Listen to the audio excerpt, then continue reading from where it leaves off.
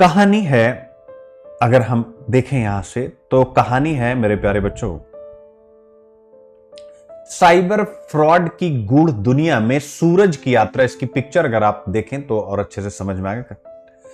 सूरज एक होनहार UPSC aspirant था जिसने न सिर्फ देश के प्रशासनिक तंत्र की समझ विकसित की थी, बल्कि उसके दिमाग में यह सवाल था, साइबर सूरज मतलब आप में से कोई भी, कि साइबर फ्रॉड जैसी समस्याओं से कैसे निपटा जाए।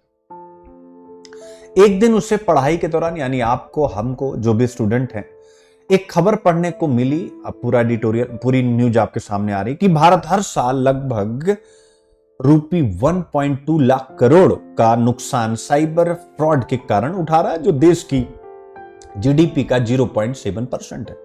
इस खबर ने सूरज को सोचने पर मजबूर कर दिया और उसने इस मुद्दे को गहराई से समझने का फैसला किया। और जब समझा तो पहली चीज उसकी समझ में आई, mule bank account, mule bank खाते जो मधुमक्खी के छत्ते की तरह है।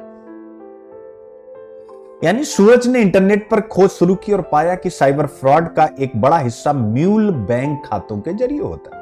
ये खाते किसी मधुमक्खी के छत्ते की तरह थे। अब इससे आपको याद हो जाएगा ना, मधुमक्खी के छत्ते की तरह, जहां सारे धोखेबाज मिलकर एक जाल बनाते थे, जैसे मधुमक्खियां मिलकर के एक जाल बनाती हैं मधुमक्खी के छत्ते में। म्यूल खाते आमतौर पर उन लोगों के नाम पर होते हैं जो धोखाधड़ी में प्रत्यक्ष रूप से शामिल नहीं होते हैं, जैसे निम्न आय वाले लोग या वेतनभोगी कर्मचारी। इन खातों में बड़ी मात्रा में धन जमा किया जाता है, यानी म्यूल खातों में, और फिर उसे कई खातों के जरिए घुमाकर बाहर निकाला जाता है, यानी एक प्रकार से सफेद कर लिया जाता है, जिससे असली अपराधी तक पहुंचना मुश्किल हो जाता है।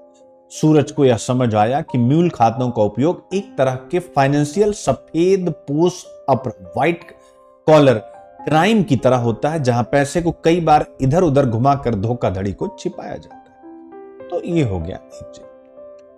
फिर सूरज ने पढ़ा कि भारत सरकार ने I4C नामक एक केंद्रीय एजेंसी बनाई, यानी Indian cyber crime coordination centre, जो देश भर में I4C साइबर अपराधों से निपटने के लिए काम कर रही है। यह एजेंसी हर दिन, बाप रे बड़ी चिंता वाली बात, लगभग 4000 म्यूल खातों की पहचान करती है। इन खातों के जरिए विदेशी एटीएम से धन निकाला जाता है, जैसे दुबई, हांगकांग और रूस के एटीएम से। I4C ने पूरे देश में 18 ऐसे एटीएम हॉटस्पॉट की पहचान की थी जहां सबसे ज्यादा धोखाधड़ी की घटनाएं हो रही थी। I4C का एक बड़ा कदम यह था कि उन्होंने नागरिक वित्तीय साइबर धोखाधड़ी रिपोर्टिंग और प्रबंधन प्रणाली शुरू की। याद रखिएगा, नागरिक वित्तीय साइबर धोखाधड़ी रिपोर्टिंग और प्रबंधन प्रणाली शुरू की, जिससे लोग सीधे अपनी शिकायतें दर्ज कर सकते। सूरज को यह भी पता चला कि भारत से बाहर भी साइबर फ्रॉड के कई अड्डे थे, जिन्हें स्कैम कंपाउंड कहा जाता था। क्या कहा जाता था? स्कैम कंपाउंड, यानी जैसे यूनिवर्सिटी वगैरह में जाते हैं कंपाउंड।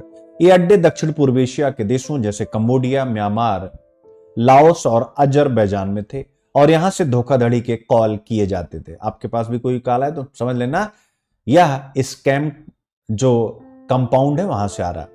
यह कंपाउंड किसी फैक्ट्री की तरह काम करते थे। अब स्कैम कंपाउंड को आपको समझाने की कोशिश कर रहा हूं इस कहानी में। एक फैक्ट्री की कल्पना कर लीजिए।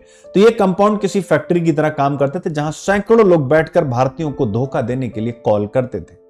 इन धोखाधड़ी के पीछे चीनी लिंक भी थे, जो इस अपराध को और बड़ा बनाते थे।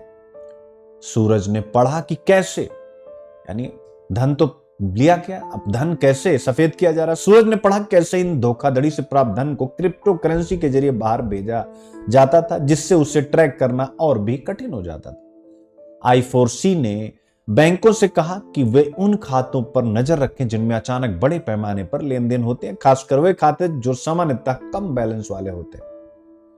इस पूरी यात्रा के बाद सूरज को समझ आया, जैसा कि आप सबको भी समझ आएगा, कि साइबर फ्रॉड से निपटने के लिए केवल टेक्नोलॉजिकल सॉल्यूशन, तकनीकी समाधान नहीं, बल्कि हमें लोगों को जागरूक करना होगा। एक, नियमों का सख्ती से पालन करना होगा। 2, और अंतर्राष्ट्रीय सहयोग भी करने की आवश्यकता है, यानी नंबर 3। I4C इंस्टीट्यूशन के प्रयासों से भारत में साइबर धोखाधड़ी को नियंत्रित करने में मदद मिल रही थी, लेकिन म्यूल अकाउंट्स और स्कैम कंपाउंड से पूरी तरह से निपटने के लिए नागरिकों को भी जागरूक होना पड़ेगा। आप देख सकते हैं। ठीक है मेरे प्यारे